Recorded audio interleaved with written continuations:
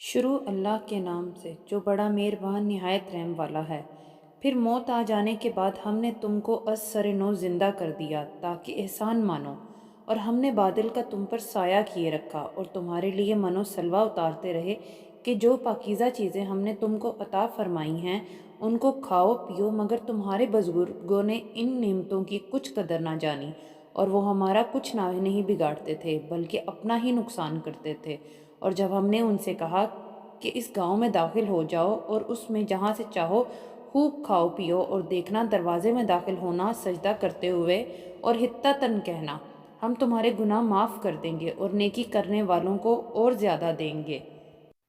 तो जो जालिम थे उन्होंने उस लफ्ज़ को जिसका उनको हुक्म दिया था बदल कर उसकी जगह और लफ्ज़ कहना शुरू किया। बस हमने उन जालिमों पर आसमान से अजाब नाजिल किया क्योंकि नाफरमानियाँ किए जाते थे। और जब मूसा ने अपनी कौम के लिए हमसे पानी मांगा तो हमने कहा कि अपनी लाठी पत्थर पर मारो। उन्होंने लाठी मारी तो उसमें से 12 चश्मे फूट निकले और तमाम लोगों ने अपना अपना घाट मालूम करके पानी पी लिया। हमने हुक्म दिया कि अल्लाह की अता फरमाई हुई रोज़ी खाओ और पियो और ज़मीन में फसाद ना करते फिरना। और जब तुमने कहा कि मूसा हमसे एक ही खाने पर सब्र नहीं हो सकता, तो अपने परवरदिगार से दुआ कीजिए कि तरकारी और ककरी और गेहूँ और मसूर और प्याज वगैरह जो नबातात ज़मीन से उगती हैं हमारे लिए पैदा कर दें। उन्होंने कहा कि उम्दा चीज़ें छोड़कर उनके बदले नाकिस चीज़ें क्यों चाहते हो? अगर यही चीज़ें मतलूब हैं तो किसी शहर में जा उतरो, वहाँ जो मांगते हो मिल जाएगा। और आखिरकार ज़िल्लत और रुसवाई और मोहताजी और बेनवाई उनसे चिमटा दी गई और वो अल्लाह के गज़ब में गिरफ्तार हो गए। ये इसलिए कि वो अल्लाह की आयतों से इनकार करते थे और उसके नबियों को नाहक कत्ल कर देते थे, यानी इसलिए कि नाफरमानी किए जाते और हद से बढ़े जाते थे। जो लोग मुसलमान हैं या यहूदी या ईसाई या सितारा परस्त, यानी कोई शख्स किसी कौम व मज़हब का हो, जो अल्लाह और रोज़े क़यामत पर ईमान लाएगा और अमल नेक करेगा, तो ऐसे लोगों को उनके ईमान का सिला अल्लाह के यहाँ मिलेगा और क़यामत के दिन उनको ना किसी तरह का खौफ होगा ना वो गमनाक हो गए। और जब हमने तुमसे अहद कर लिया और कोहे तूर को तुम पर उठा खड़ा किया और हुक्म दिया कि जो किताब हमने तुमको दी है उसको ज़ोर से पकड़े रहो और जो उसमें लिखा है उसे याद रखो ताकि अजाब से महफूज रहो, फिर तुम उसके बाद अहद से फिर गए, सो अगर तुम पर अल्लाह का फजल और उसकी मेहरबानी ना होती तो तुम खजारे में पड़ गए होते।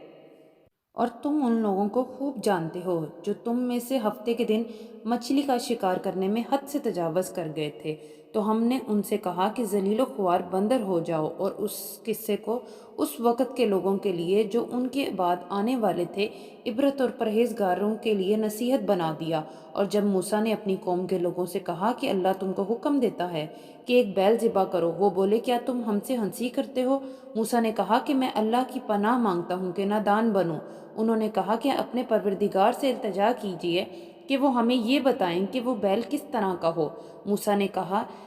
परवरदिगार फरमाता है कि वो बैल ना तो बूढ़ा हो ना बछड़ा हो बल्कि उनके दरमियान यानी जवान हो, सो जैसा तुमको हुक्म दिया गया है वैसा करो। उन्होंने कहा, अपने परवरदिगार से दरख्वास्त कीजिए कि हमको ये भी बता दे कि उसका रंग कैसा हो। मूसा ने कहा, परवरदिगार फरमाता है कि उसका रंग गहरा जर्द हो कि देखने वालों के दिल को खुश कर देता हो। उन्होंने कहा,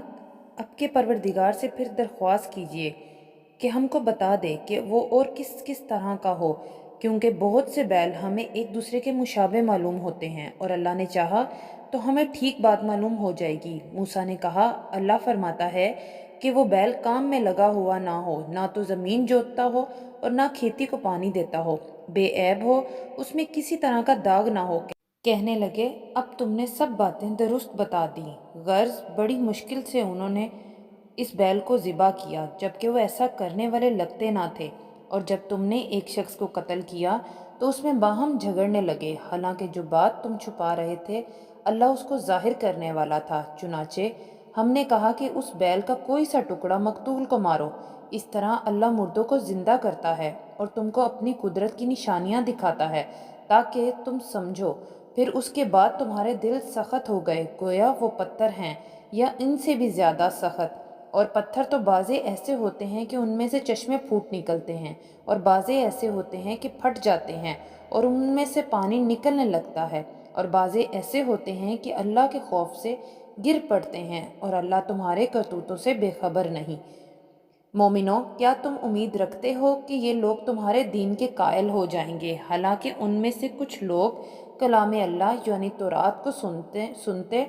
پھر اس کے سمجھ لینے کے بعد اس کو جان بوجھ کر بدل دیتے رہے ہیں، اور یہ لوگ جب مومنوں سے ملتے ہیں تو کہتے ہیں ہم ایمان لے آئے ہیں، اور جس وقت تنہائی میں ایک دوسرے سے ملتے ہیں تو کہتے ہیں جو بات اللہ نے تم پر ظاہر فرمائی ہے وہ تم ان کو اس لیے بتائی دیتے ہو کہ قیامت کے دن اسی کے حوالے سے تمہارے پروردگار کے سامنے تم کو الزام دیں۔ کیا تم سمجھتے نہیں؟ کیا یہ لوگ نہیں جانتے کہ جو کچھ یہ چھپاتے اور جو کچھ ظاہر کرتے ہیں اللہ کو سب معلوم ہے؟ اور بعض لوگ ان میں سے ان پڑھ ہیں کہ اپنے آرزوؤں کے سوا اللہ کی کتاب سے واقف ہی نہیں، اور وہ صرف اٹکل سے کام لیتے ہیں۔ سو ان لوگوں پر افسوس ہے جو اپنے ہاتھ سے کتاب لکھتے ہیں اور کہتے ہیں کہ یہ اللہ کے پاس سے آئی ہے تاکہ اس کے عوض تھوڑی سی قیمت یعنی دنیوی منافعات حاصل کریں۔ سو ان پر افسوس ہے اس لیے کہ بے اصل باتیں اپنے ہاتھ سے لکھتے ہیں، اور پھر ان پر افسوس ہے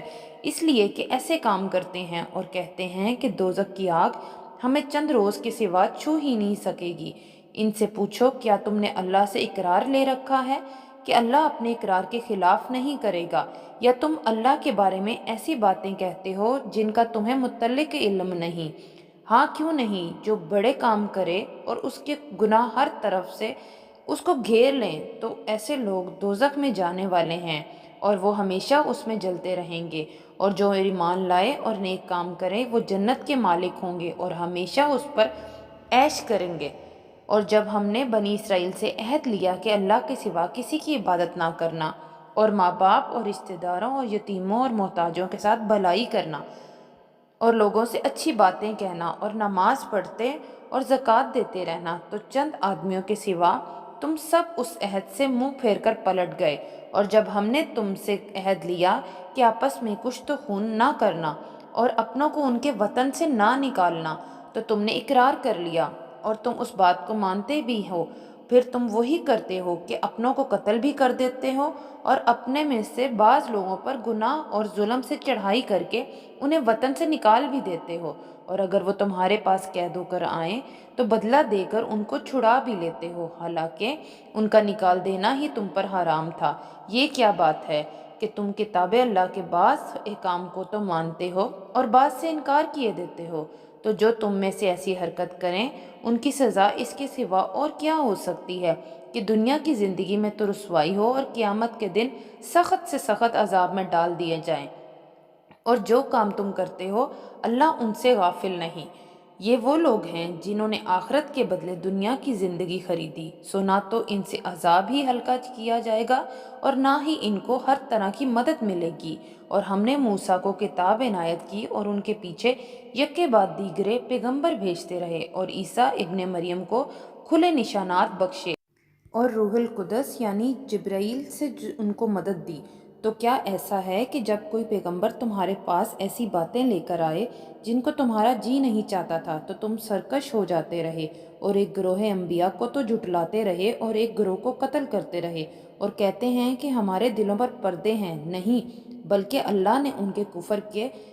سبب ان پر لعنت کر رکھی ہے، بس یہ تھوڑے ہی پر ایمان لاتے ہیں۔ اور جب اللہ کے ہاں سے ان کے پاس کتاب آئی جو ان کی آسمانی کتاب کی بھی تصدیق کرتی ہے، اور وہ پہلے ہمیشہ کافروں پر فتح مانگا کرتا تھے، پھر جس چیز کو وہ خوب پہچانتے تھے جب ان کے پاس آ پہنچی تو اس سے منکر ہو گئے، پس کافروں پر اللہ کی لعنت۔ جس چیز کے بدلے انہوں نے اپنے تنعیم بیچ ڈالا وہ بہت بری ہے، یعنی اس جلن سے کہ اللہ اپنے بندوں میں سے جس پر چاہتا ہے اپنی مہربانی سے نازل فرماتا ہے۔ اللہ کی نازل کی ہوئی کتاب سے کفر کرنے لگے تو وہ اس کی غضب بالائے غضب میں مبتلا ہو گئے، اور کافروں کے لیے ذلیل کرنے والا عذاب ہے۔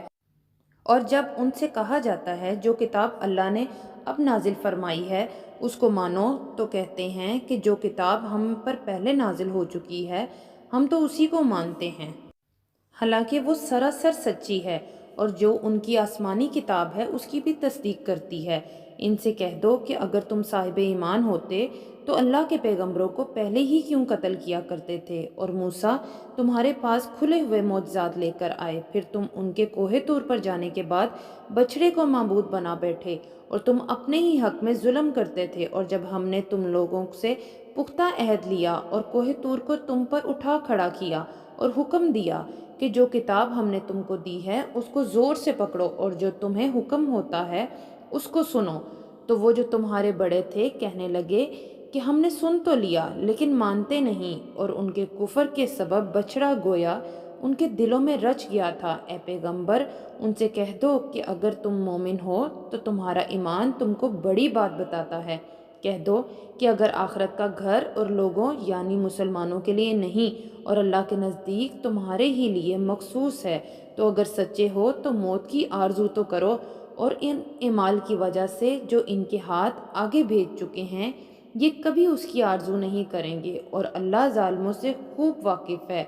اور ان کو تم اور لوگوں سے زیادہ زندگی کے حریص دیکھو گے، یہاں تک کہ مشرکوں سے بھی بڑھ کر ان میں سے ہر ایک شخص یہی خواہش کرتا ہے کہ کاش وہ 1000 برس جیتا رہے، مگر اتنی لمبی عمر اس کو بھی مل جائے تو اسے عذاب سے تو نہیں چھڑا سکتی، اور جو کام یہ کرتے ہیں اللہ ان کو دیکھ رہا ہے۔ کہہ دو کہ جو شخص جبرائیل کا دشمن ہو اس کو غصے میں مر جانا چاہیے، کیونکہ اس نے تو یہ کتاب اللہ کے حکم سے تمہارے دل پر نازل کی ہے، جو پہلی کتابوں کی تصدیق کرتی ہے اور ایمان والوں کے لیے ہدایت اور بشارت ہے۔